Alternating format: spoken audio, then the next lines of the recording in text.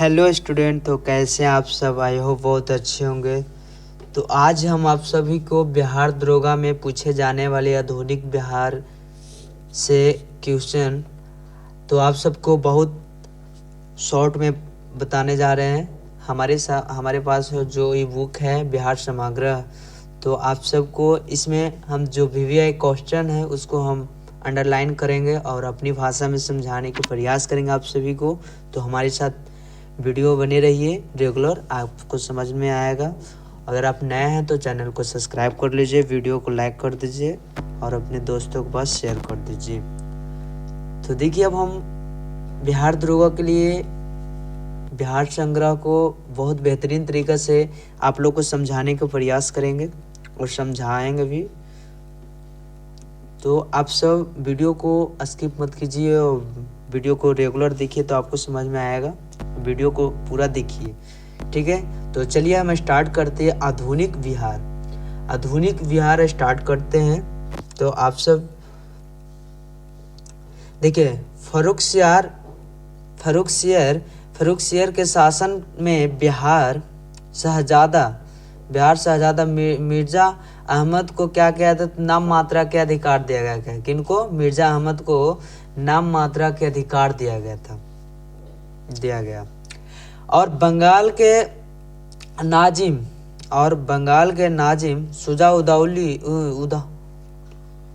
सुजाउद्दीन को उसका सहायक नियुक्त किया गया। किसको? सुजाउद्दीन को। मिर्जा अहमद को ये सहायक कौन थे? तो नाजिम सुजाउद्दीन थे। इनको नियुक्त किया गया, इनको देखना भाल करना था, ठीक है। किनको? तो मिर्जा अहमद को। कौन देखभाल करेंगे? तो नाजिम सुजाउद्दीन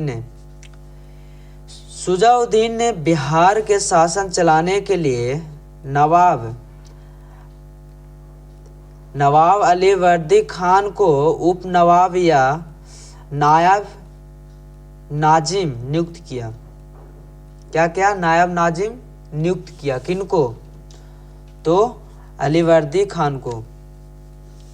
मार्च 1739 में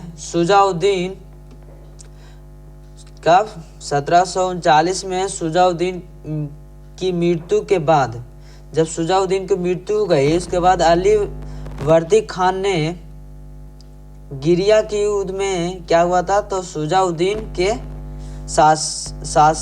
राजवंशों के हराया। जो सुजाउद्दीन के राजवंश थे, कब? गिरिया के युद्ध में सुजाउद्दीन के राजवंश को हरा दिया। 1740 में उसने मुर्शिद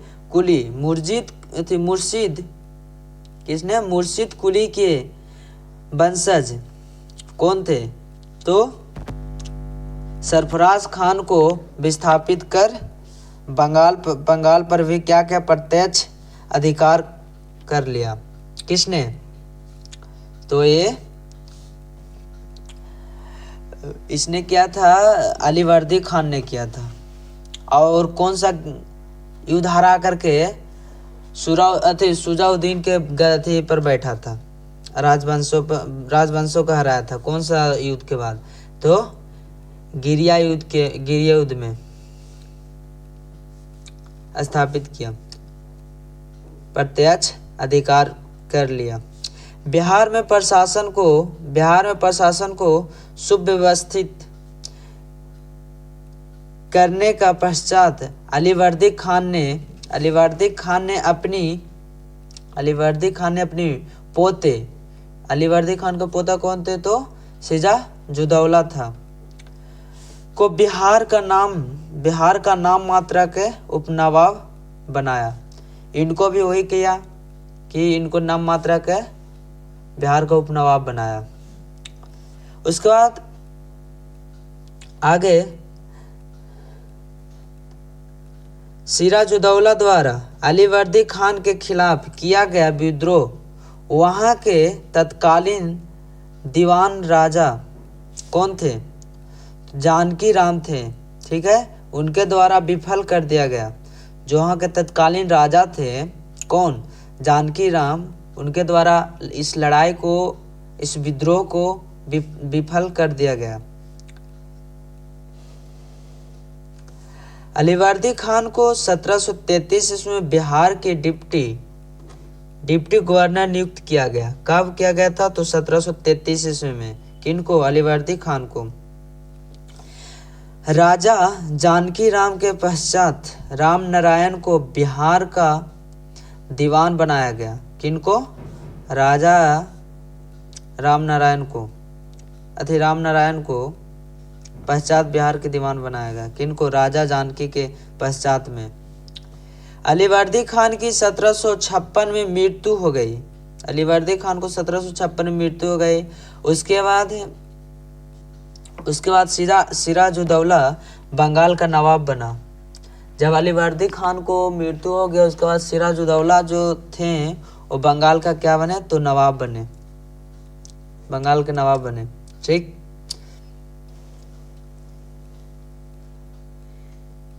सिराजुद्दौला के प्रतिद्वंदी और विरोधियों में प्रमुख थे। पूर्णिया के नवाब कौन थे? तो शौकत जंग। पूर्णिया के नवाब शौकत जंग थे, जो चचेरा भाई थे। कौन थे? चचेरा भाई सिराजुद्दौला के।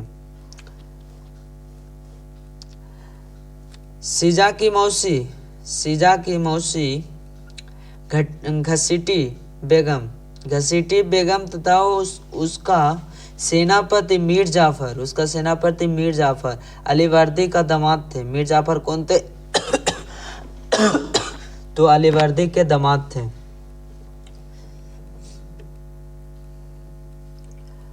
अली के दामाद थे। अपने विरोधियों के दमन के क्रम में सिराजुद्दौला ने घसीटी बेगम के बंदी बना लिया। इनको क्या कहते थे? तो घसीटी बेगम को बंदी बना लिए थे। किसने? सिराजुद्दौला ने। मीर जाफर के स्थान पर मीर मदान को सेनापति नियुक्त किया गया।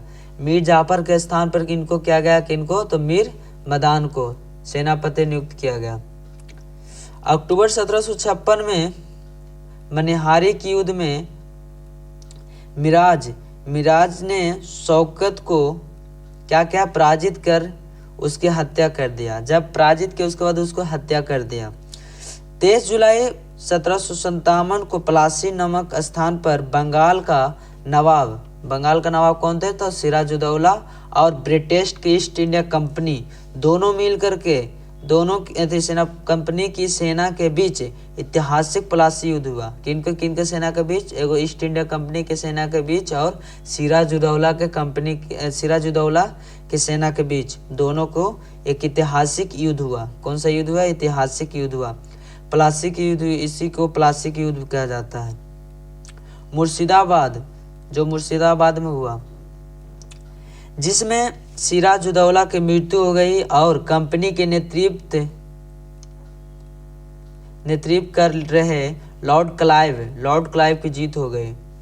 जो कंपनी के नेतृत्व किसने किए थे? तो लॉर्ड क्लाइव ने किए थे। उनको जीत हो गई और सिराजुद्दौला का मृत्यु हो गई। इस लड़ाई में, प्लासी के युद्ध में जीत हो गई।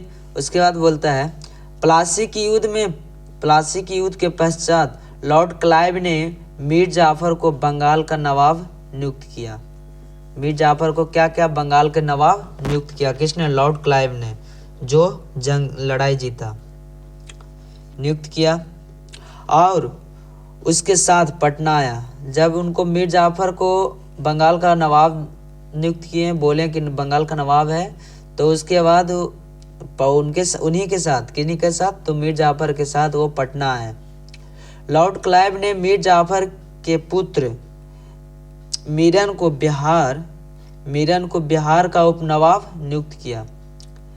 इनको पुत्र को बिहार के उपनवाब नियुक्त किया और लॉर्ड क्लाइव ने इनको बंगाल का क्या नवाब नियुक्त किया, मीर जाफर को। और वही जब पटना आए तो उनके बेटा को मीरन को बिहार के उपनवाब नियुक्त किए। लेकिन वहाँ नाम मात्रा का प्रशासन था, जबकि वास्तविक सत्ता बिहार के नायब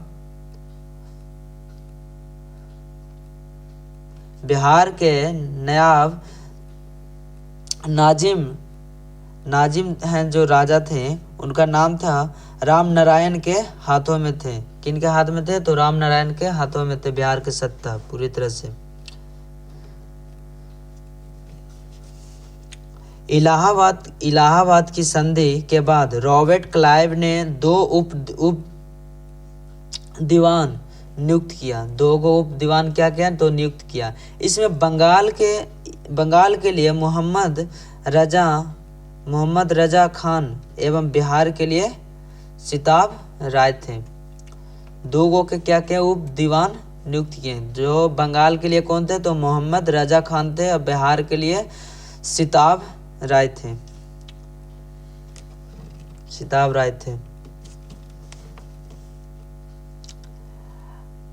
अली गुहार जो शाह आलम द्वितीय थे। अली गुहार ने 1760 में पटना में घेरा डाला, लेकिन कैप्टन नॉक्स के नेतृत्व में ब्रिटिश सेना ने उसको क्या किया? तो मार करके भगा दिया। किसने? ब्रिटिश सेना ने उनको मार के भगा दिए।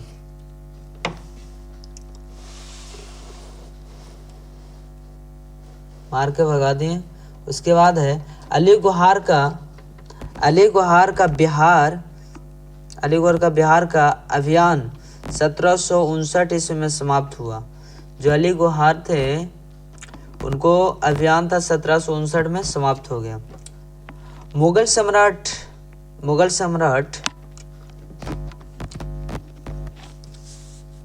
मुगल सम्राट आलमगीर द्वितीय की मृत्यु के बाद अली गुहार ने दिल्ली के सिंहासन पर अधिकार के लिए किसका सहयोग लिया? तो अंग्रेज के सहयोग लिए थे।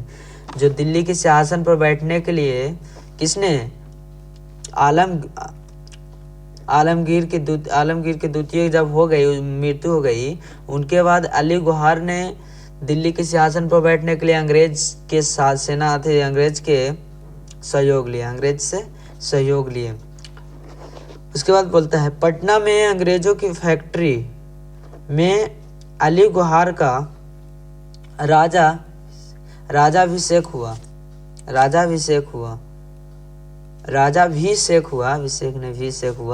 1760 ईस्वी में मीर जाफर के स्थान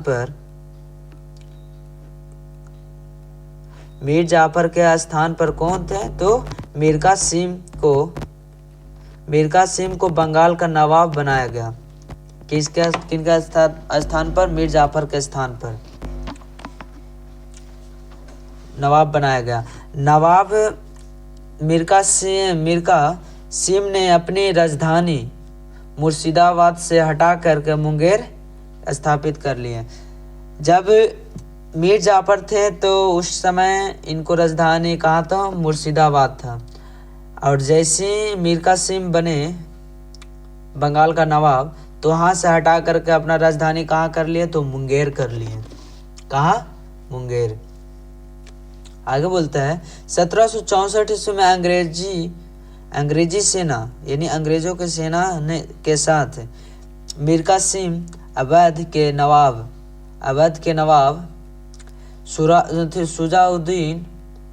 शुजाउद्दौला एवं भगोड़े मुगल शासक शाह आलम द्वितीय की, जो इनको क्या कहा जाता था? शाह आलम द्वितीय को भगोड़े के मुगल कहा जाता था। संयुक्त सेना के मतभेद बक्सर में हुआ। कहाँ हुआ था? तो बक्सर में मतभेद हो गया संयुक्त सेना का, बक्सर में हुआ, जो इतिहास में बक्सर युद्ध के नाम से जाना जाता है।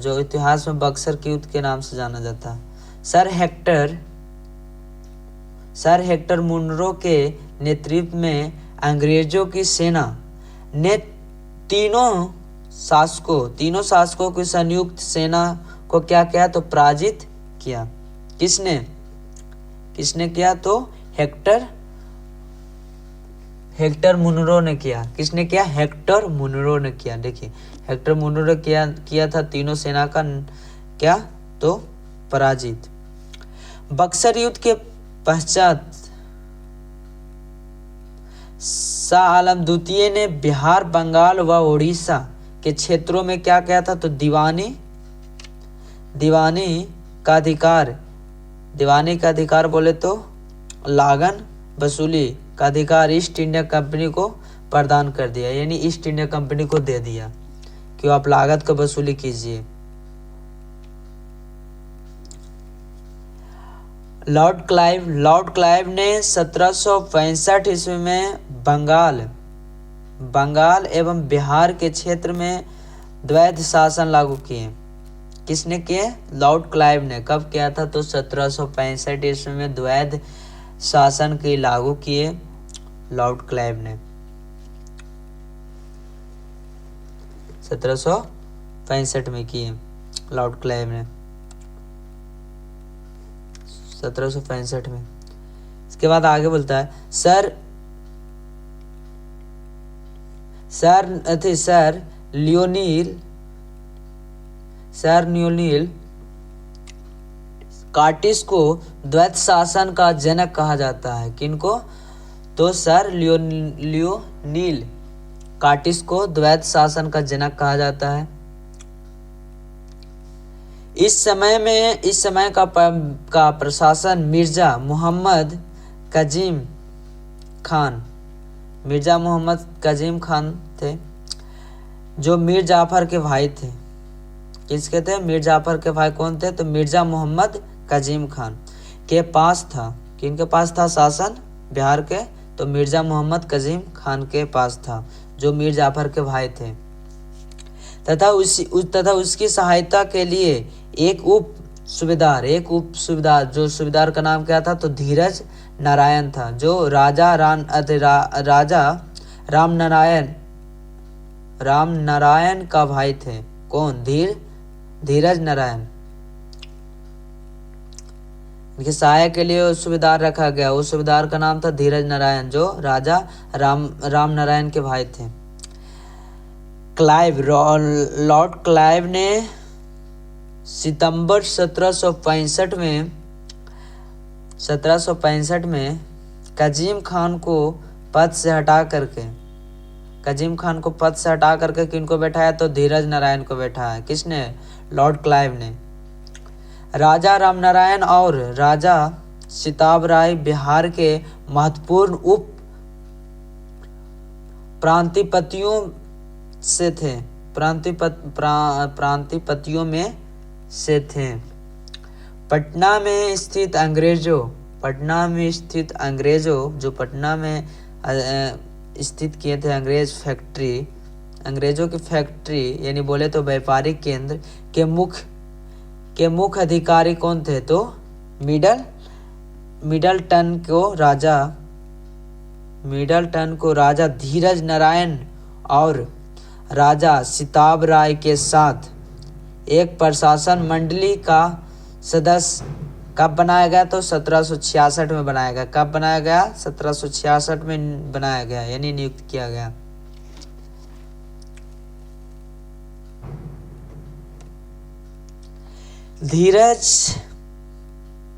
धीरज नारायण को 1767 में हटाकर सिताब राय को कंपनी द्वारा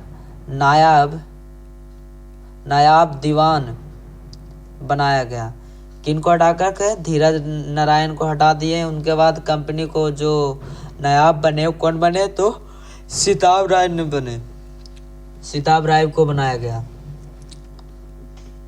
तथा टॉमस रम्बोल्ड को पटना फैक्ट्री का मुख्य अधिकारी नियुक्त किया गया। किनको? टॉमस रम्बोल्ड को पटना के फैक्ट्री का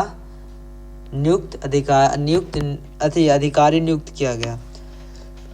तो चलिए इसी तरह से हम इसी चैनल पे बिहार में यूरोपीय व्यापारियों का आगमन यानी बोले तो बिहार में यूरोपीय कंपनी का आगमन के बारे में बताएंगे। तो हमारे साथ वीडियो में आप जो भी वीडियो देखते हैं उस वीडियो को लाइक कर दीजिए, और वीडियो को अगर आप लोग नया हैं तो चैनल को सब्सक्राइब कर दीजिए और वीडियो को शेयर कर दीजिए। तो मिलते हैं इसी तरह से नेक्स्ट वीडियो में। आप सब मिलते हैं नेक्स्ट वीडियो में, तब तक बाय, जय Hind, love you all student.